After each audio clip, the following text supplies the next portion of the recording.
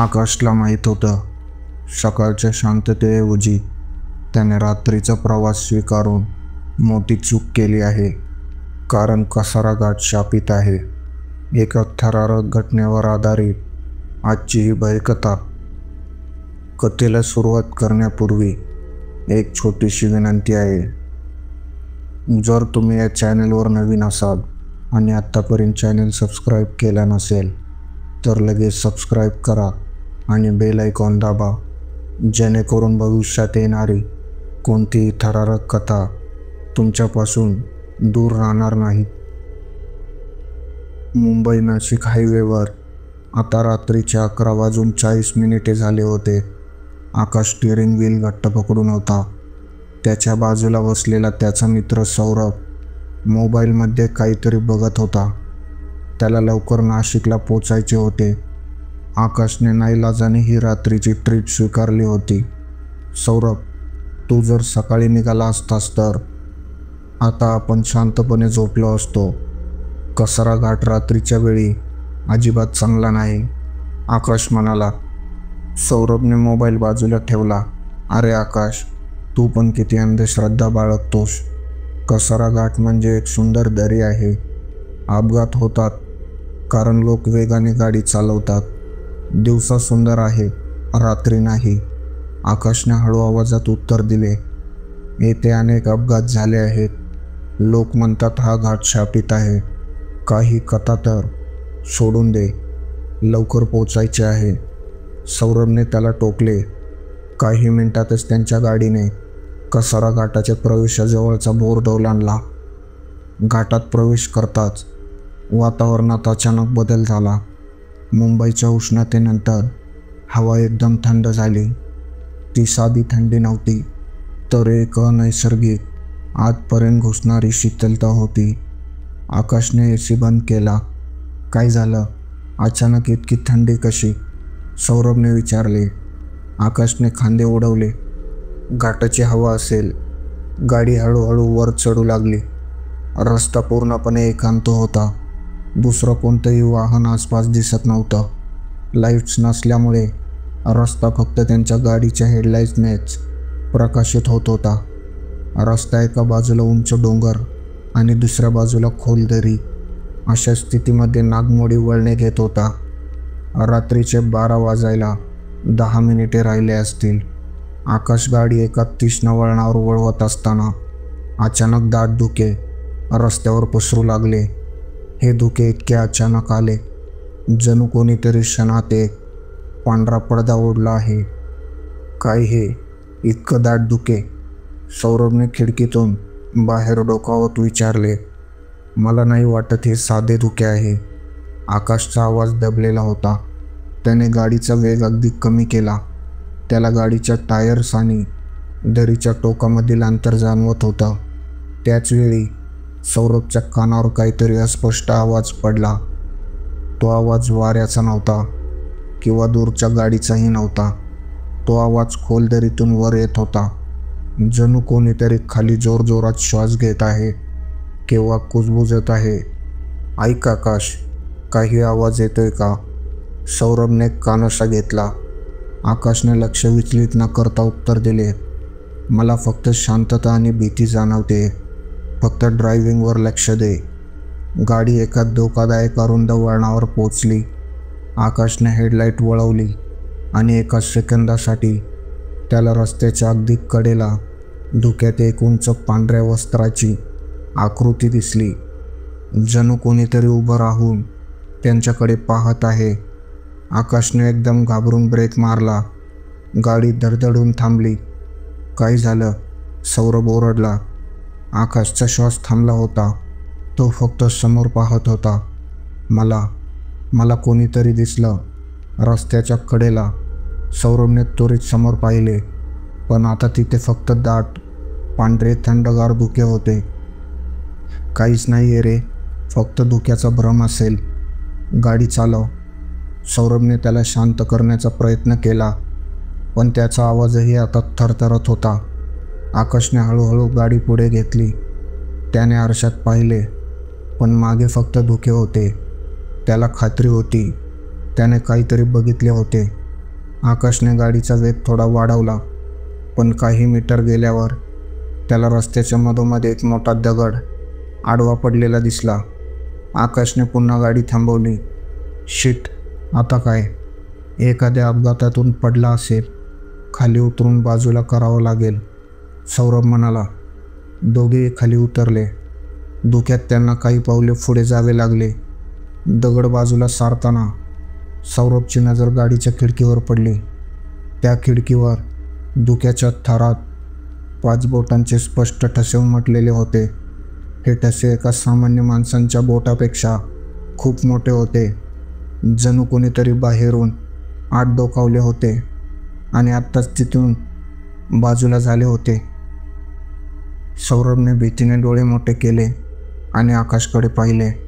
आकाशच्या चेहऱ्यावरचा घाम पाहून त्याला समजले की आकाशनेही ते पाहिले आहे. आकाशने पटकन खाली झुकून खिडकीचा काच 1 इंच खाली केला, फक्त हे पाहण्यासाठी की बाहेरून कोणी बोलतंय का. काच थोडा खाली होताच आत बर्फासारखा थंड वाऱ्याचा एक झोत आला आणि त्यांच्या दोघांचाही कानात एक अस्पष्ट पण खोल आवाज घुसला, जणू कोणीतरी त्यांच्या अगदी जवळ येऊन हळूच श्वास घेत आहे. आकाशने त्वरित काच वर केला आणि गाडीत धावत प्रवेश केला. त्यांनी दगड बाजूला केला नाही, फक्त घाबरून गाडी मागे घेऊन दुसऱ्या बाजूने ती जीवांच्या आकांताने चालवायला सुरुवात केली. घाटाच्या त्या रात्री त्यांनी फक्त एका अज्ञात धोक्याला स्पर्श केला होता. रात्रीचे 12:45 झाले होते. आकाशने गाडी वेगाने पळवली होती. खिडकीच्या काचेवरच्या त्या मोठ्या बोटांच्या ठशांनी आणि त्या बर्फासारख्या थंड श्वासांनी दोघांचाही धीर खचला होता. ती कोण होती? सौरभने मागच्या सीटवर सारखे बघत विचारले. मला माहीत नाही आणि मला जाणून घ्यायचंही नाही, आकाशने ओरडून उत्तर दिले. त्याचे हात स्टेअरिंग व्हीलवर पांढरे पडले होते. घाटाचा रस्ता अजूनही संपलेला नव्हता. जसजसा त्यांनी वेग वाढवला तसतसे धोके अधिक दाट झाले आणि बाहेरची थंडी अधिक क्रूर झाली. आता त्यांना बाहेरचे जग दिसेनासे झाले होते आणि हे जाणवत होते की ते फक्त धुक्याच्या एका पांढऱ्या बोगद्यातून प्रवास करत आहेत. ती थंड हवा पुन्हा आली. यावेळी ती खिडकीतून नव्हे तर गाडीच्या आतून AC व्हेंट्समधून येत असल्यासारखी वाटली. गाडीतील वातावरण अचानक एका शवागाराप्रमाणे थंड झाले. मला काहीतरी ऐकू येतंय, सौरभ हळू आवाजात म्हणाला. काय? कोणाचा तरी विनवणीचा आवाज. अगदी हळू, सौरभ म्हणाला आणि त्याने डोळे मोठे केले. प्रेयसी, माझ्या प्रेयसीचा आवाज आहे. ती मला बोलावते. ती म्हणते, सौरभ, मला इथे खूप थंडी वाजते, खाली ये, मला घेऊन जा. सौरभने दरवाजा उघडण्यासाठी हात पुढे केला, पण आकाशने त्याचा हात पकडला. थांब, हे खरं नाही आहे. तुझी प्रेयसी इथे काय करत असेल हे त्या घाटाचं काम आहे. आकाश स्वतःच्या बोलण्यावर जोर देत होता, पण त्याचे डोळे मात्र समोरच्या रस्त्यावर स्थिर नव्हते. त्याला समोरच्या धुक्यात रस्त्याच्या अगदी टोकावर त्याची प्रेयसी हसताना दिसली. ती त्याला हाताने जवळ येण्याची खूण करत होती. तिचे हसणे शांत, प्रेमळ आणि अत्यंत मोहक होते. थांब, आकाशच्या मनात एक आवाज आला. ती माझ्यावर खूप रागावली होती. ती इथे हसतीये म्हणजे मला माफ करेल. आकाशने नकळत गाडीचा वेग वाढवला. गाडी वळणावरून थेट दरीकडे जाण्यासाठी वळायला लागली. सौरभने आकाशला गाडी थांबवण्यास सांगितले, पण आकाश आता ऐकण्याच्या पलीकडे गेला होता. त्याचे डोळे प्रेयसीच्या दिशेने खिळले होते आणि त्याच्या चेहऱ्यावर एक भयानक विवश हसू आले होते. सौरभला कळून चुकले की आकाशवर आता त्या भूताचे नियंत्रण आले आहे. तो लगेच आकाशवर ओरडला आणि स्टीअरिंग व्हील आपल्याकडे ओढण्याचा प्रयत्न केला. सौरभने जसा स्टीअरिंगला हात लावला तसा आकाशच्या चेहऱ्यावरही भ्रम क्षणात तुटला. आकाशने समोर पाहिले. तिथे त्याची प्रेयसी नव्हती. त्याच्या बाजूला बसलेल्या सौरभने जेव्हा त्याला पाहिले तेव्हा सौरभची किंकाळी पोटातच अडकली. आकाशच्या चेहऱ्यावरील नियंत्रण आता पूर्णपणे अदृश्य शक्तीच्या हातात होते, पण त्या मागच्या सीटवर त्या गाडीच्या थंडीमध्ये त्यांच्या अगदी जवळ आता ती स्त्री उभी होती. तिचे केस पूर्णपणे विस्कटलेले होते आणि तिचा चेहरा रक्ताने माखलेला, विद्रूप झाला होता. तिचे डोळे संतापाने आणि भुकेने पेटलेले होते आणि तिची लांब काळी नखे आकाशच्या गळ्यापर्यंत पोचली होती. सौरभला रक्ताचा आणि घाटातील कुचक्या मातीचा वास आला. त्याला क्षणार्धात समजले की ही एक बाई नाही, ही भयानक आत्मा आहे. मला सोबती पाहिजे. त्या बाईच्या गळ्यातून अनेक लोकांचा एकत्रित वेदनादायक आवाज आला. त्याच क्षणी गाडीचे स्टेअरिंग व्हील जोरदार झटका देऊन दरीच्या दिशेने वळले. गाडीचा वेग खूप जास्त होता. सौरभने आपल्या सर्व शक्तीनिशी स्टीअरिंग व्हील उलटे फिरवण्याचा प्रयत्न केला, तर आकाशचे शरीर त्या भूताच्या नियंत्रणाखाली त्यांच्याशी झगडत होते. गाडी दरीकडे सरकत होती. सौरभने हाताने नाही तर आकाशला जोरात ओरडून त्याने त्याचे नाव घेतले आणि त्याला आईवडिलांची आठवण करून दिली. भूताने दाखवलेल्या प्रेमाच्या भ्रमाला तोडण्याचा हा शेवटचा प्रयत्न होता. त्याच क्षणी त्या बाईचा रक्ताळलेला चेहरा संतापून ओरडला आणि तिचे लक्ष क्षणभर विचलित झाले.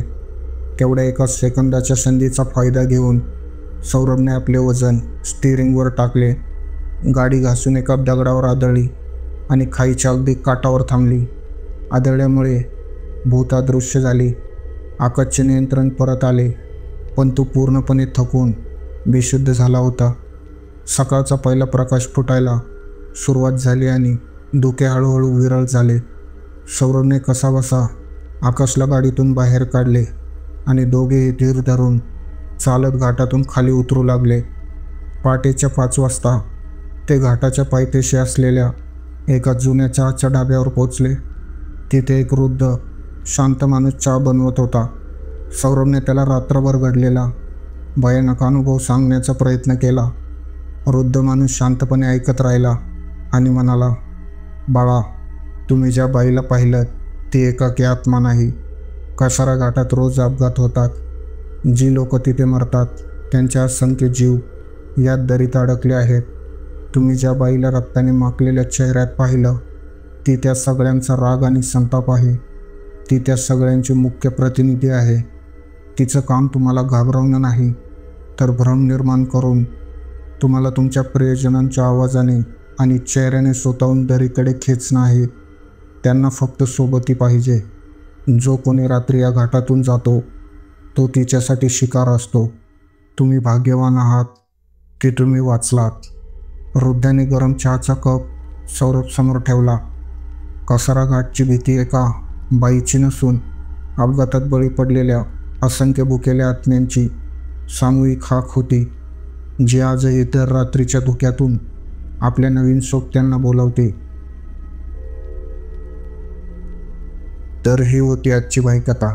व्हिडिओ आवडला असेल तर व्हिडिओला लाईक आणि शेअर करा आणि अशाच नवनवीन बाईकथा ऐकण्यासाठी चॅनलला सबस्क्राईब करायला विसरू नका, कारण खरी भीती अजून बाकी आहे.